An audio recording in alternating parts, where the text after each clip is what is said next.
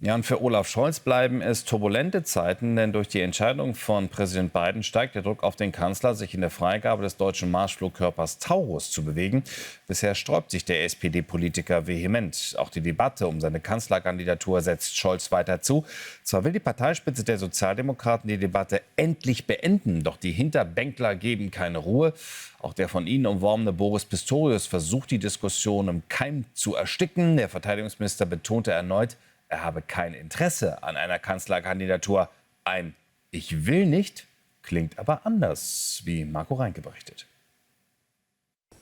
Der Noch-Kanzler auf dem Weg nach Brasilien. In Rio treffen sich die G20. Doch nach dem Ampel-Aus droht Olaf Scholz, eine Debatte zu Hause zu entgleiten. Wer soll SPD-Kanzlerkandidat werden? Olaf Scholz überhörte lieber das Grummeln in seiner Partei. Die SPD und ich, wir sind bereit, in diese Auseinandersetzung zu ziehen. Übrigens mit dem Ziel zu gewinnen.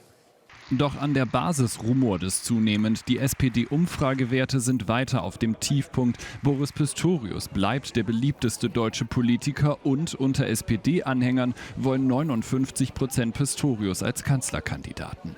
Doch der amtierende Verteidigungsminister zeigt sich loyal und vermeidet doch ein klares Dementi. Wir haben einen wirklich herausragenden Kanzler, der in einer der schwierigsten Zeiten der Republik in einer schwierigen Dreierkonstellation das Ruder in der Hand hatte. Der hat entschieden, dass er weitermachen will, und die Partei wird darüber spätestens am 11. Januar entscheiden beim Parteitag. Vorher wird es eine Nominierung geben, und ich gehe nach wie vor fest davon aus, dass Olaf Scholz nominiert werden wird.